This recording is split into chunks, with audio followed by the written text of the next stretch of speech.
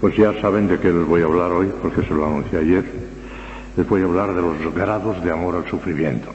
Y lo primero que tengo que decirles es lo que ya les dije también ayer, y es que no se desanimen, que tengan paciencia, que tengan serenidad, porque el amor al sufrimiento, así como suena, es una cosa enormemente heroica. Y eso no se consigue de la noche a la mañana. Pero si vamos avanzando un poquito todos los días, con serenidad, con paz, teniendo paciencia. Una de las cosas que más le gustaban a San Francisco de Sales era la gran paciencia que tenían los santos consigo mismos. No se ponían nerviosos porque no eran santos de la noche a la mañana. Poquito a poquito, poquito a poquito. Pero claro, esto no significa negligencia y ir tirando. No, hay que hacer esfuerzos, ¿verdad? Pero con serenidad, con tranquilidad, poquito a poquito podemos llegar. Aquí les voy a exponer ahora nada menos que 5 grados de amor al sufrimiento, ascendiendo cada vez más, ¿verdad? Pues con tal que lleguemos de momento al segundo y nos esforcemos un poquito el tercero, es posible que después nos acerquemos al cuarto, el quinto es muy difícil, pero bien, poquito a poquito podemos ir avanzando, con serenidad.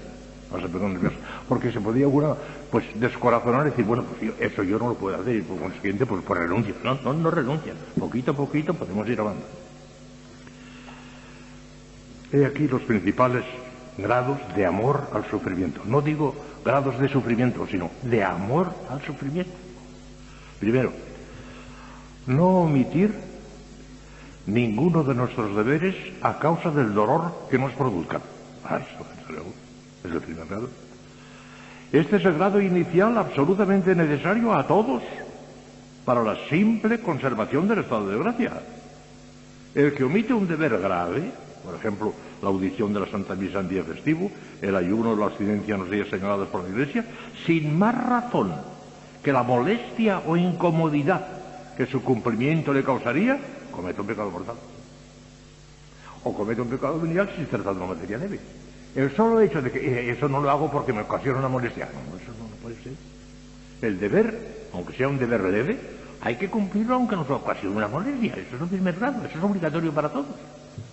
Ya está. Pero aún tratándose de dolores leves, cuya omisión no comprometería nuestra unión con Dios por la gracia santificante, es preciso a toda costa llevarlos a cabo a pesar de todas nuestras repugnancias en contrario. Son legión las almas ilusas que descuidan los deberes de su propio estado, fidelidad a los detalles más mínimos de sus reglas y sus constituciones, educación cristiana de los hijos si se trata de seglares, obligaciones profesionales, etcétera, etcétera, y suelen, por otra parte, pidiendo a sus directores autorización para las prácticas de ciertas penitencias y mortificaciones de propia elección. Estos tales nunca llegarán a la perfección, equivocando totalmente el camino. Primero el deber, primero la regla de las constituciones, después las cosas suplementarias, ya hablaremos de ellas. Lo que dije Santa Teresa, me he equivocado hoy más. He traído las gafas de lejos y casi no veo.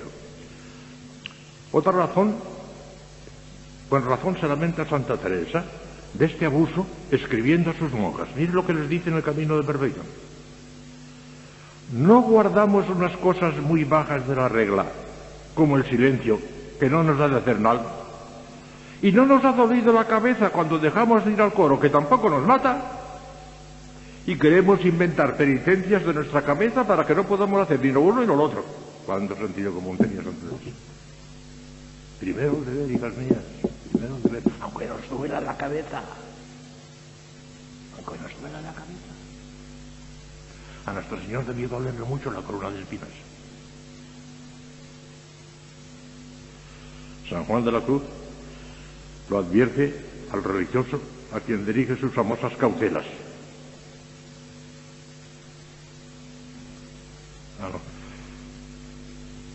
Eso viene después. El cumplimiento de nuestros deberes y obligaciones, a pesar de la molestia que puedan ocasionarnos, constituye ya un grado muy meritorio en la práctica del amor a la cruz. Pero viene el segundo grado, que es aceptar con resignación las cruces que Dios permite o nos envía Él. Las que vienen, estando nosotros simplemente pasivos, y nos vienen, ahora citaré algunas.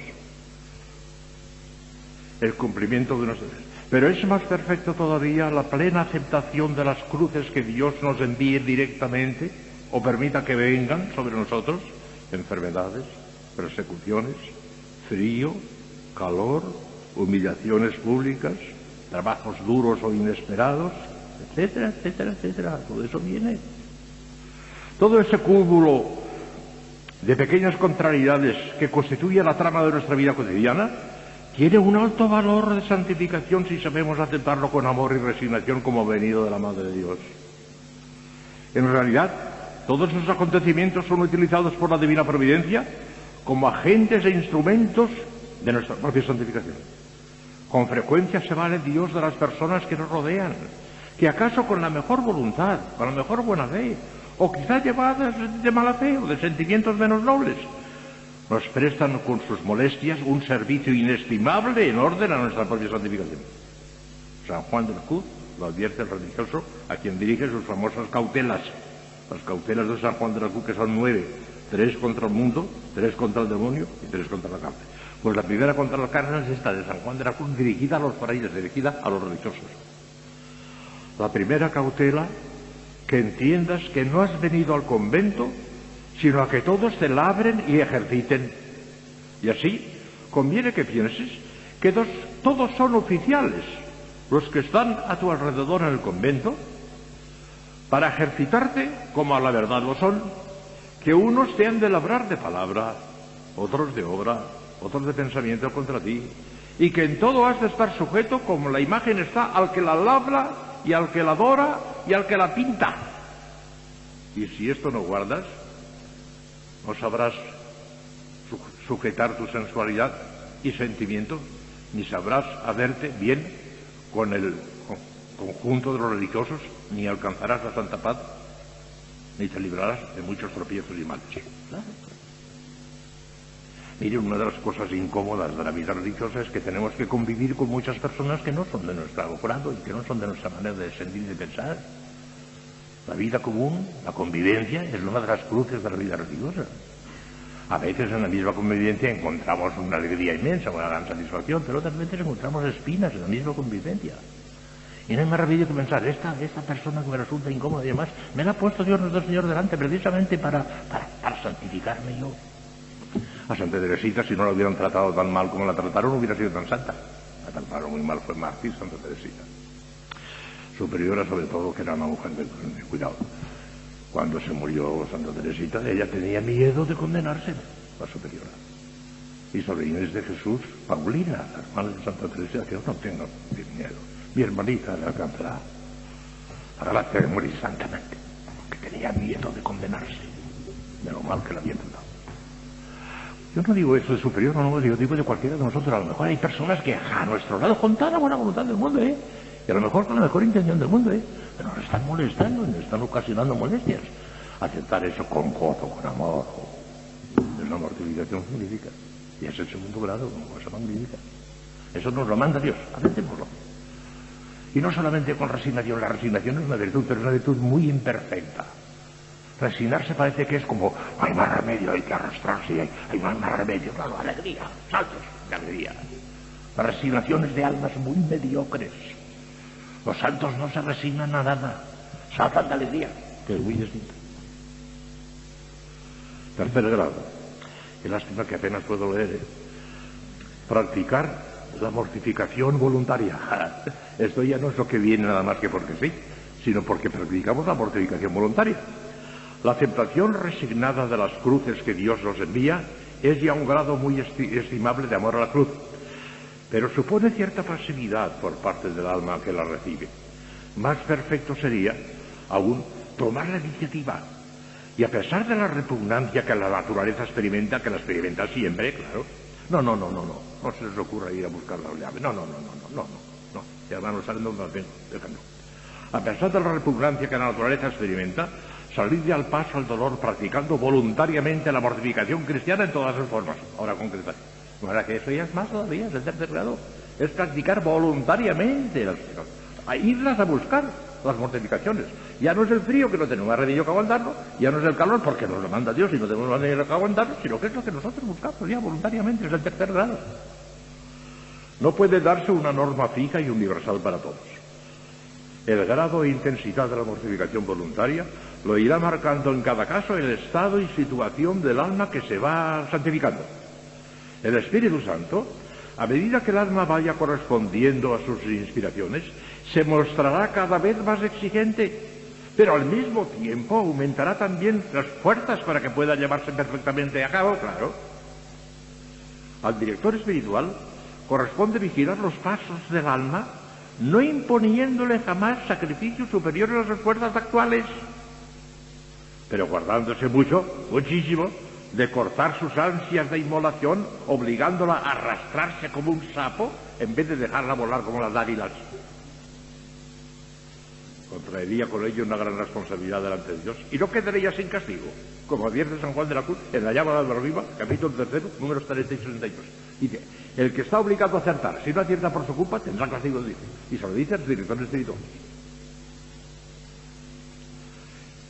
El cilicio, las disciplinas, la capelilla, los ayunos y abstinencias, la escasez de sueño y otras austeridades por el estilo han sido practicadas por todos los santos.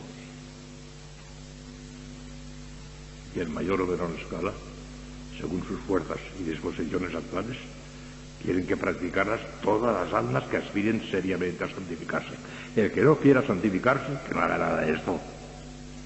Pero el que quiera santificarse, no hay más remedio que hacer estas cosas. Las que se puedan, de acuerdo con la salud, jamás en contra de la obediencia, jamás, siempre obedeciendo.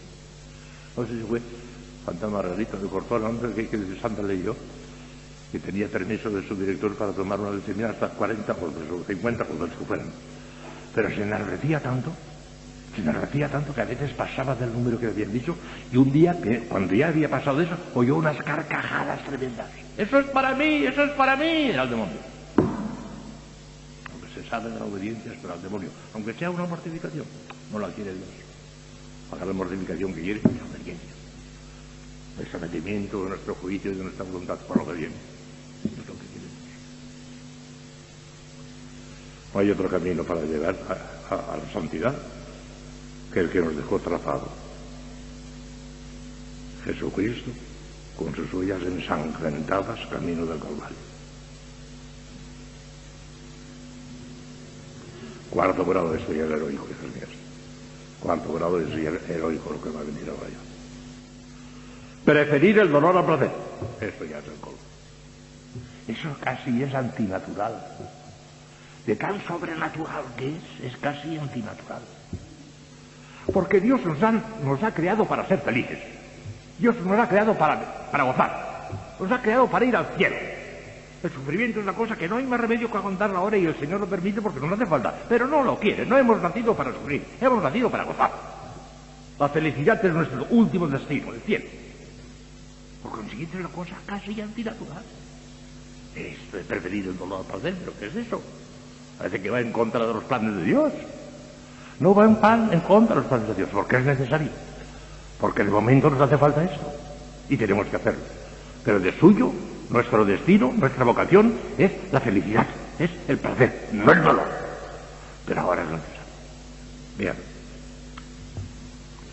Todavía hay algo más perfecto que la simple práctica de mortificaciones voluntarias, que es apasionarse tanto por el dolor, que se le desee y ame prefiriéndolo al placer. Por más contrario que esto sea nuestra pobre naturaleza, los santos han logrado escalar estas alturas. Llega un momento en que sienten horror instintivo a todo lo que les puede satisfacer sus gustos y comodidades. Había un procedimiento infalible para hacerse amigo de Santa Teresa: insultarla. Ya la habían conquistado. Y cuando oía que al criticaban y demás, se frotaban las manos. Se regocijan cuando las persiguen, cuando las calumnian.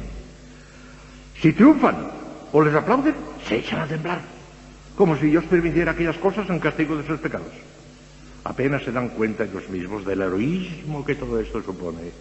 Tan familiarizados están con el dolor, que sentir sus punzadas les parece la cosa más natural del mundo.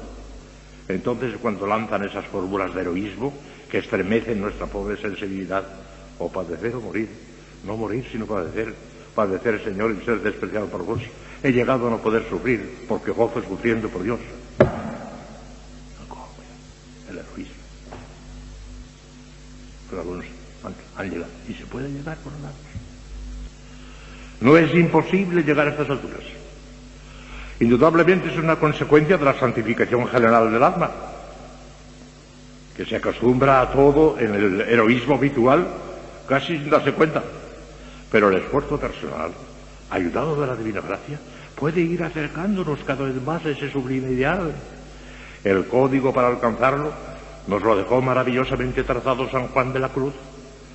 Sus cláusulas son duras y atormentan implacablemente los oídos carnales, pero solo a este precio se puede adquirir el tesoro inmenso de la santidad. Y las mías. Mire lo que dice San Juan de la Cruz. Lo han leído ustedes 100 veces. Procure siempre inclinarse no a lo más fácil, sino a lo más dificultoso. No a lo más sabroso, sino a lo desabrido. No a lo más gustoso, sino antes a lo que da menos gusto. No a lo que es descanso, sino a lo trabajoso. No a lo que es consuelo, sino antes al desconsuelo. No a lo más, sino a lo menos. No a lo más alto y precioso, sino a lo más bajo y despreciable. No a lo que es querer algo, sino a no querer nada. No andar buscando lo mejor de las cosas temporales, sino lo peor. Y desear entrar en toda desnudez y vacío y pobreza por Cristo de todo cuanto hay en el mundo. Colmo, una subida al Monte Carmelo. Por lo menos la tendencia es practicarlo y llevar a la práctica, al pie de la letra. Eso ya está muy bien. Llegaremos hasta donde Dios quiere, pero por lo menos ir tendiendo a hacer un poquito de esfuerzo, hijas mías. La vista siempre fija en Cristo crucificado. No podemos hacer nunca nada parecido. El heroísmo de Jesús es algo que estremece, clavado en la cruz. Y el heroísmo de la Virgen, pobrecita, allí al pie. Que son nuestros dolores y nuestros sufrimientos al lado de Jesús y de María. Una burla. Pues todavía había el 5.º grado todavía, pero si parece que no es posible. Preferir el dolor al placer, parece que no se puede subir más arriba. Pues todavía hay otra cosa, pero hay que tener cuidado. Hay que saberlas poner con serenidad. 5.º es el último grado. Ofrecerse a Dios como víctima de expiación. Cuidado, hay que explicar eso. Parece que es imposible ir más lejos en el amor a la cruz que preferir el dolor al placer. Parece que no es posible ya. Y sin embargo, hay algo todavía más exquisito, más perfecto y encumbrado. El acto de ofrecimiento de sí mismo como víctima de expiación por los pecados del mundo. Expliquemos un poco su alcance y valor incalculable. Por de pronto, nos apresuramos a decir que bien entendido este acto sublime está completamente fuera de las vías ordinarias de la gracia. ¡Fuera! Es una gracia extraordinaria, extraordinarísima, especialísima, que Dios concede a poquísimas almas. Ya hablaremos después de los votos religiosos, lo que hay en eso. Está fuera de las vías ordinarias, la gracia extraordinaria. Puede pedirla y el Señor la ha pedido, pero está fuera de lo ordinario, de lo normal. Y va a decir que es anormal, en el sentido de que es extraordinariamente extraordinario. Cuidado. Sería presunción temeraria que un principiante o un alma imperfectamente purificada se lanzara por estos caminos. La Madre María Teresa del Corazón de Jesús, fundadora de la adoración reparadora, que murió quemada viva, escribe en una carta que le diría a su director, escribe las siguientes palabras. Llamarse víctima es fácil y agrada al amor propio, pero hacerse víctima exige una pureza, un desprendimiento de las criaturas, un heroísmo que se abandona a todo sufrimiento, a toda humillación, a inefables oscuridades tan inesperadas que tengo por loco o milagroso al que en los principios de su vida espiritual pretende hacer lo que el Divino Maestro no hizo sino por grados. Loco o milagro. Sobre todo por voto. Porque todavía se podría hacer el ofrecimiento sin voto, pero así todo quebra ya. el fundamento dogmático. A mí me gusta siempre la teología, hablar en serio, no decir boberías. El fundamento dogmático del ofrecimiento como víctima de expiación por la salvación de las almas, o por cualquier otro acto, por motivo sobrenatural, por ejemplo, reparar la gloria de Dios ultrajada, liberar las almas del purgatorio, atraer la misericordia divina sobre la Santa Iglesia, sobre el sacerdocio, sobre la patria, sobre una familia, sobre un alma determinada, etcétera, etcétera. Se puede hacer de muchas maneras. Está el fundamento dogmático, está en la solidaridad sobrenatural establecida por Dios entre todos los miembros del cuerpo místico de Cristo, actuales o en potencia. Presupuesta esa solidaridad en Cristo, común y general a todos los cristianos, Dios escoge a algunas almas muy santas por lo general, ya muy santas por lo general, particularmente a las que se le han ofrecido para ello, midiendo el alcance de su sufrimiento, para que por sus méritos y satisfacciones contribuyan a hacer eficaces los efectos de la redención de Cristo. Estos son los que, aquellos de San Pablo, falta algo a la pasión de Cristo. Ejemplo típico de eso lo tenemos en Santa Catarina de Siena, cuyo deseo más vehemente era dar la vida por la Iglesia, comillas, palabras de Santa Catalina. La única causa de mi muerte es mi celo por la Iglesia de Dios que me devora y consume. Acepta, Señor, el sacrificio de mi vida por el cuerpo místico de tu Santa Iglesia. También fue alma víctima en favor de particulares, como lo prueba la salvación de su propio padre, el obtener la promesa de que ninguno de su familia se condenaría. Hay ejemplos en nuestro tiempo, sobre todo en Santa Teresa del Niño Jesús, Santa Gemma Galgani y Sor Isabel de la Trinidad, almas víctimas. Ya hablaremos de Santa Teresita porque parece que habrá. Estas almas, así ofrecidas, son para Jesucristo como una nueva humanidad sobreañadida. Son las palabras de Sor Isabel de la Trinidad. Se ofrecen a Cristo como una nueva humanidad sobreañadida para que en ella renueve todo su misterio redentor. Son palabras de la oración de Sor Isabel de la Trinidad. El Señor suele aceptar ese ofrecimiento heroico y conduce a sus dichosas víctimas a un espantoso martirio de alma y de cuerpo. Solamente a fuerza de gracias extraordinarias pueden soportar por largo tiempo sus increíbles sufrimientos y dolores, y acaban siempre por sucumbir en la cumbre del Calvario, enteramente transfiguradas en Cristo Redentor crucificado. Sin embargo, todas ellas en la cumbre de su martirio, según las palabras de Santa Teresita, pronunció en su lecho de muerte, horas antes de morir, no me arrepiento de haberme entregado al amor. No me arrepiento de haberme entregado al amor. Y eso que la pobrecita decía, el Señor ha escuchado todos mis deseos. He deseado tanto sufrir, pero el Señor me ha escuchado de tal manera que ya no puedo más. He llegado a la cumbre, ya no puedo más. Pero no me arrepiento de haberme entregado. Una mártir, Santa Teresita fue una mártir. La pintan con rosas y no sé cuántas cosas. Sí, también tenía esas cosas, pero de una mártir, Santa Teresita. No me arrepiento de haberme entregado al amor. Es que se dan perfecta cuenta de la eficacia redentora de su martirio. Una multitud de almas que sin ese ofrecimiento heroico se habrían perdido para toda la eternidad alcanzarán el perdón de Dios y la vida eterna. El haber contribuido de ese modo a la aplicación de los méritos redentores de Cristo a esas pobres almas extraviadas les llena de una inefable felicidad. En el cielo formarán esas almas la mejor corona de gloria en torno a sus heroicos salvadores. Les conté el caso de Monseñor Leroy cuando asistió aquel misionero en el Zaire, en el Congo belga. ¿Qué le pasa? Me estaba muriendo. ¿Qué le pasa? Abrió los ojos y veo una larga serie de negros.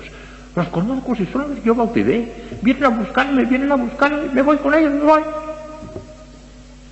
Fueron a buscarle los que él había bautizado para llevárselo al cielo. Vale la pena, Dios mío, hacer un sacrificio por el Señor. Si nos morimos, que me lo entierren, pero vale la pena. En el cielo llevarán ustedes ya el gran chasco agradabilísimo que se llevarán ustedes, por poco que sea, habrán salvado por lo menos media docena de almas cada una de ustedes. Y nos tendrán allí rodeando.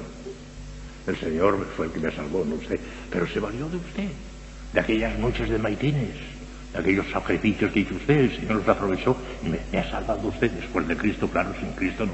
Pero ya verán ustedes las almas que le rodearán, las almas que le rodearán.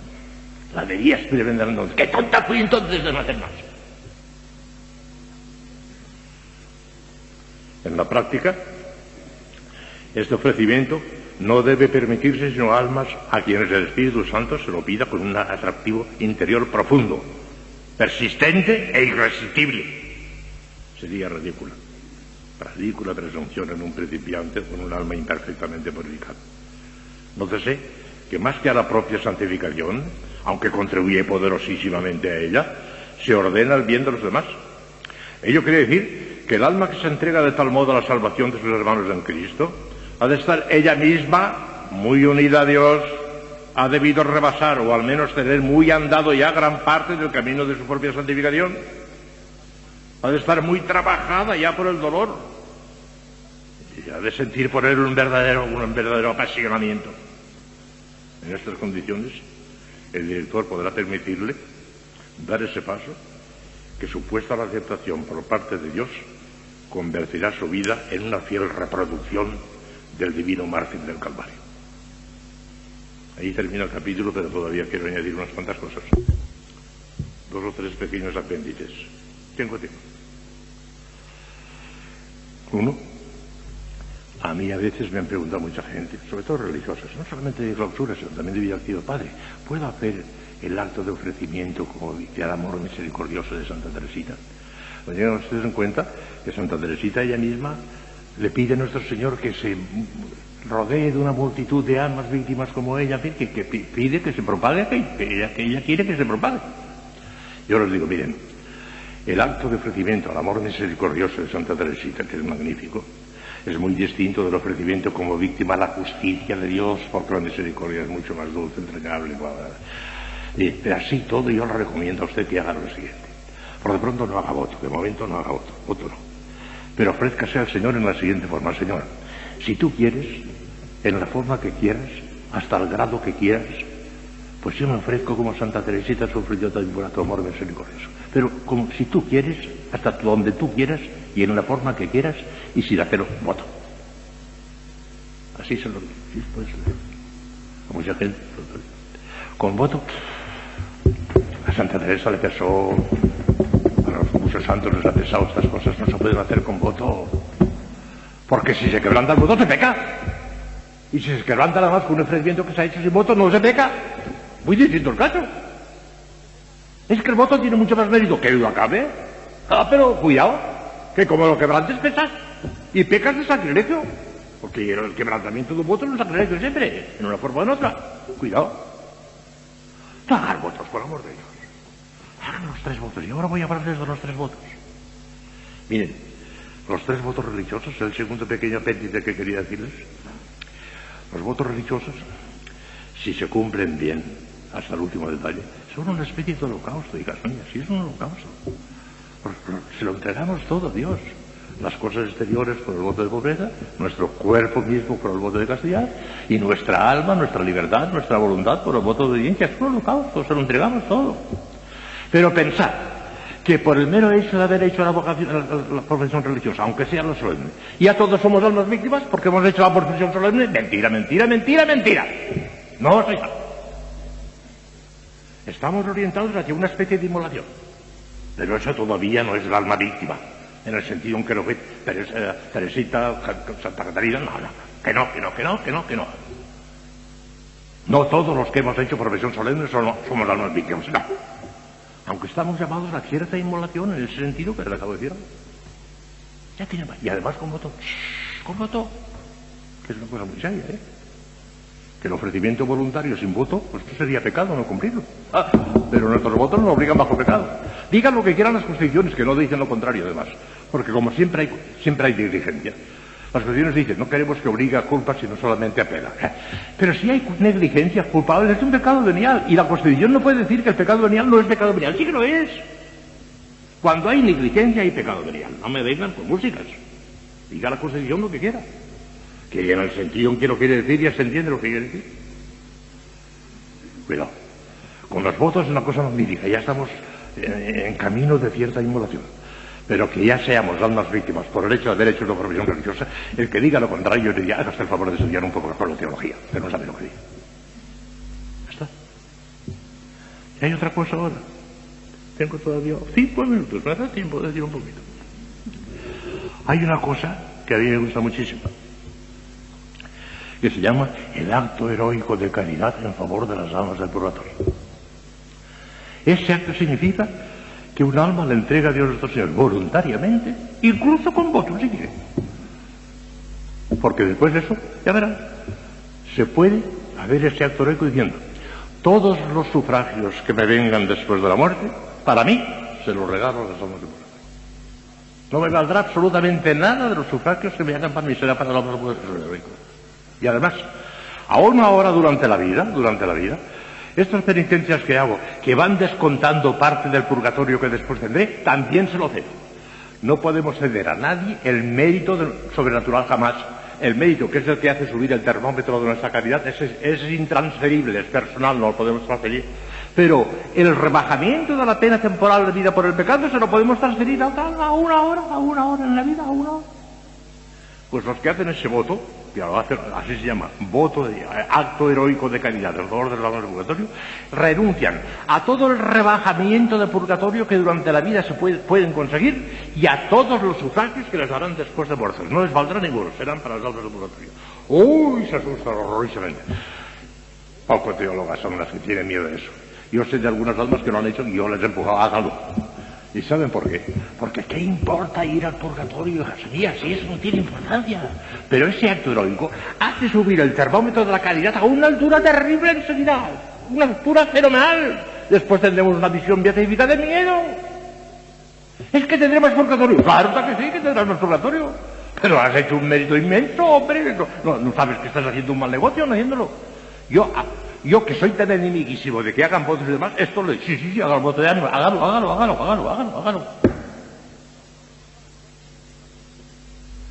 La mañana se me ha olvidado los mojos del Darán, tienen miedo. Uy, las almas de purgatorio. Después no me aplicarán ningún sufragio. No saben el mérito, precisamente por lo heroico que es. Se tira un mérito terrible. El termómetro de la caridad, aquellos actos intensos de que les he hablado tantas veces, sube a una altura tremenda si hacemos en serio ese voto, regalando a las almas purgatorias todo, en vida y en muerto, todo. Eso no hay inconveniente ninguno. En voto. Para no poderse volver atrás. Ya está. Ya saben ustedes que algunas cosas sí que me parecen bien y otras me parecen mal. El voto de víctima no. Como voto no. Si quieren ofrecer, si alguna persona veniera con el voto de Santa Teresa, ya les he dicho lo que les digo.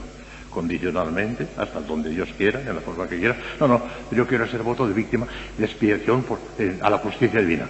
Como no me presentase unas pruebas evidentes de que es la voluntad de Dios, si fuese evidentísima la voluntad de Dios, entonces que lo hagan. Pero hay de difícil hacer que me presente pruebas evidentísimas. Si no me presenta pruebas evidentísimas, le diré, hágalo si quiere. Pero yo no cargo con esa responsabilidad. Bajo mi permiso, no. Hágalo usted si quiere, yo no digo nada. Si no tengo mando sobre su alma, hágalo si quiere. Pero bajo mi responsabilidad, con mi autorización, yo no cargo con esa responsabilidad. En cambio, cargo con la responsabilidad del voto de ánimos. Porque con eso sí que sé que les hago un bien inmenso, aunque tenga después más purgatorio. ¿Qué tal es? ¿Es posible además? Yo, examinando a fondo la cuestión del voto de ánimas, y hasta lo leí en un libro que no me desagrada ni mucho menos, dice que probablemente, por el heroísmo que supone esto, no irán al purgatorio. Pero claro, entonces vamos a hacer los dos. Eso es una cosa que podría ser. Que podría ser. Porque ese heroísmo borra en el alma todo lo que tiene que borrar. Podría ser. Les recomiendo que hagan el voto de ánimas. Si no quieren hacerme caso, no lo hagan. Yo no mando, yo no tengo potestad sobre ustedes, pero eso lo recomiendo. Yo lo he hecho, ya está. Más que todo lo que rezarán ustedes, cuando sepan que el padre Rollo se ha muerto, no me valdrá para mí, será para el laboratorio. Ya está. Son las 7 en punto. Mañana los papelitos. Y como ya hemos terminado los 3 enemigos del alma, mundo, demonio y carne, El lunes empezaremos con la purificación de las potencias. Primero del cuerpo, después del alma. Del cuerpo, sentidos corporales externos, sentidos corporales internos, las pasiones, el entendimiento y la voluntad, que eso es cosa del alma, y después las purificaciones pasivas. Noche del sentido y noche del espíritu. Y los domingos ya verán. Estoy ahora retocando algunas cosas de un Columba Marguion, porque me parece que algunas cosas se pueden decir, no digo que mejor, pero con más claridad y más adaptadas a la mentalidad de ustedes. Estoy modificando muchas cosas, pero no sé si soy iluso, pero me parece que queda mejor, tal como yo se lo voy a explicar a ustedes. Verán ustedes cosas más preciosas. En realidad me sirve de pauta de un Columba Marguion, ¿verdad? Pero ya digo, quitando, modificando, ya verán. Bueno, pues esto es todo. Recen y vayan acercándose al amor al sufrimiento, en la medida que puedan, con serenidad, sin ponerse nerviosas, pero vayan acercándose.